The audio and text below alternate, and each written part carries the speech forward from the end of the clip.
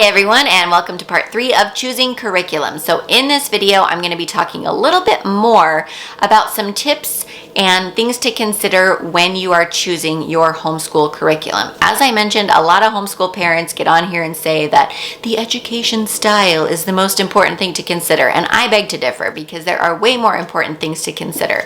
For example, price. So if you're using a charter school, you may not be as hung up on the price of curriculum. I mentioned in the last video the complete box curriculum sets, like Bookshark, for example. Bookshark can be upwards of $1,000 for the school year per child. I mean, it's a lot. It's a big price tag on homeschool curriculum, so you can consider price. You can also do homeschool very cheaply. If you wanted to go to, the Dollar Tree and buy some workbooks and have your child do a bunch of workbooks on different subjects, you can do that too. I feel like everybody is different, and every learning style and every teaching style is going to be different, so there is no right or wrong way. There's just preference, right? I personally don't enjoy workbooks. I think that would be a horrible way to sit and learn and have my reading workbook and read something and write it up sheet and do a math workbook and a science work. I think that would be terrible. And so we don't use workbooks at my house. We do other things. But like anything else in life, there are ways to homeschool that are very expensive and ways that are very inexpensive. So price is a huge factor to consider when choosing homeschool curriculum. Along the lines of cost, but a different kind of cost, is how intensive do you want it to be for yourself? There are some curricula that are very teacher intensive. You have to spend a lot of time in the throes of school with your children, and there are some that are totally independent. You as a parent don't have to do anything. For example, in a Waldorf style curriculum, you as the teacher are presenting the lesson. Lessons can often be 45 to 60 minutes, and then you are usually sitting with them and doing their projects or their art pieces or their main lesson books with your children. So something like a Waldorf curriculum may involve parent participation for the full school day. Whereas I mentioned in a previous video, something like teaching textbooks, the math curriculum, is totally hands-off as far as the parent goes. You send your child to the computer, they sit down, they do their lesson, they do the work, the computer grades it, the computer reviews, the computer does the tests, it does everything for you. So again, like anything in life, there's a full gamut of curriculum as far as how labor intensive you want it to be for yourself. Another thing to consider is how much prep work do you want to do?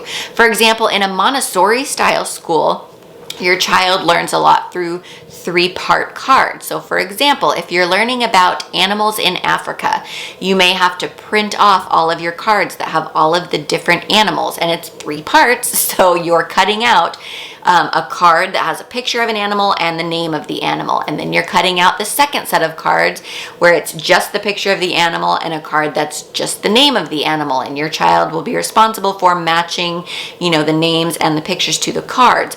And then if you want to make it more hands-on, you can buy something like safari tubes at the craft store and have actual little figurines of those animals, and you have to buy those and pull them out and set them up in a nice little basket so that your student can match the actual animal to the picture of the animal.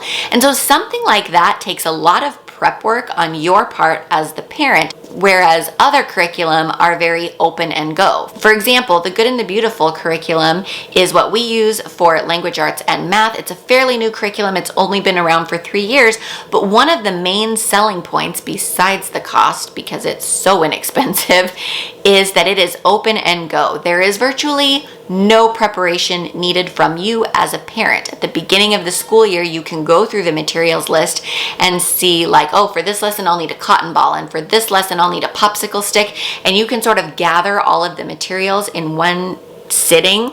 But then for every lesson, you just open the book, read what you need to read to your child, and then they do the hands-on activities. They can create the projects, and it requires very little from you as a parent. So that's another thing to consider is, do you want open and go or massive amounts of prep work? Something else to consider as a homeschooling family is, do you want all of your students to be doing their own individual subjects, or do you have multiple kids that you'll be homeschooling and you need to try to cut something out somewhere to save your time and sanity, and therefore you need subjects that you can all study together as a family. Most students will need their very own subject work for math and language arts. So language arts is phonics, reading, handwriting, spelling, grammar and punctuation, composition writing.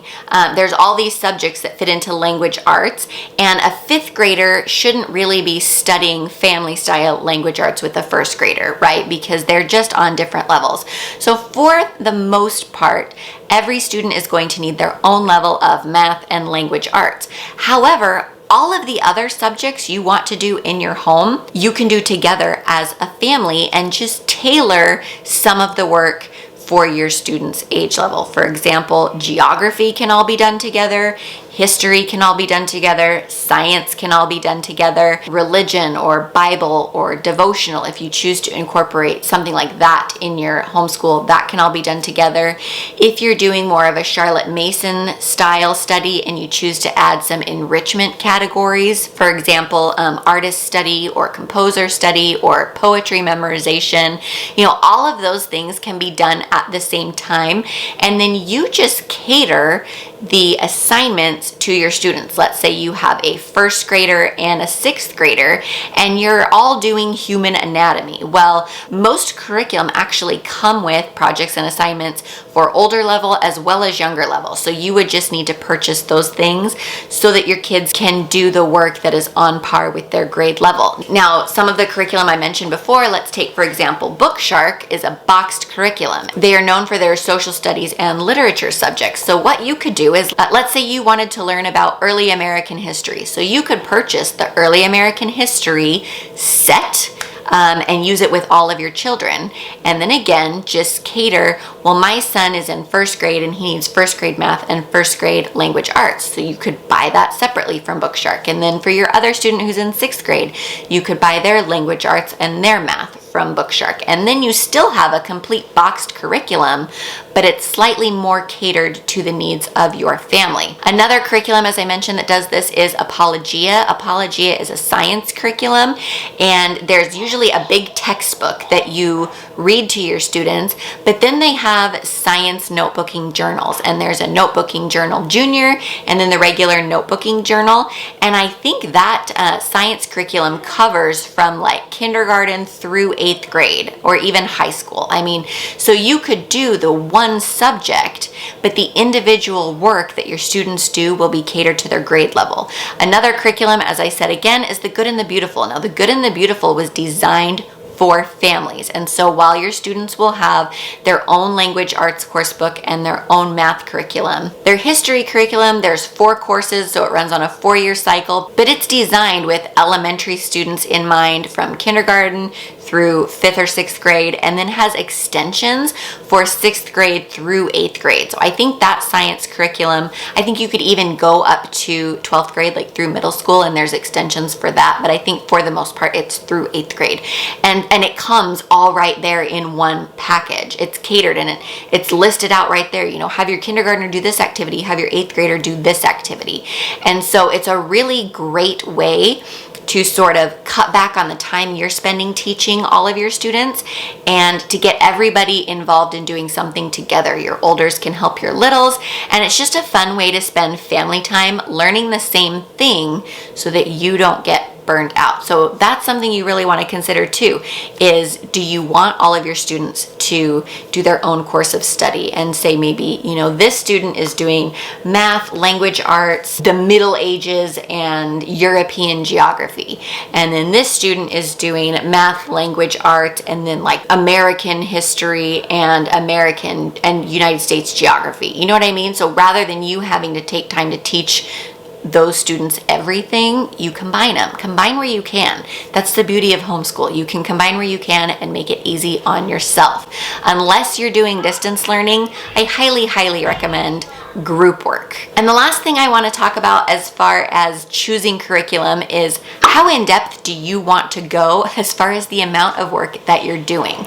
For beginning homeschoolers, My personal feeling is do the bare minimum because it can get very overwhelming very quickly. For example, for kindergarten, the state requires that my son do language arts, math, science, and social studies. So for science, he has to learn something about an earth science, he has to learn something about a physical science, and something about a life science.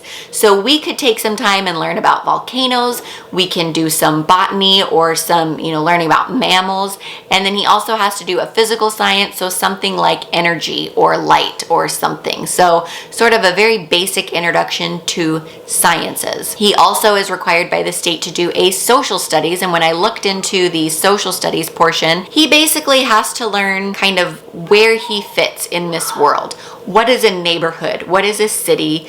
What is a state? Kind of what does the world look like on a very, very general, basic level? He needs to learn his address and his phone number, and then that's kind of it as far as curriculum. There is a book called Me on the Map. It's a little kid's picture book that sort of gives a general overview of these things. It's this little girl, and she is learning that this is her bedroom is in her house is in her neighborhood is in her city, etc., and etc., to the world.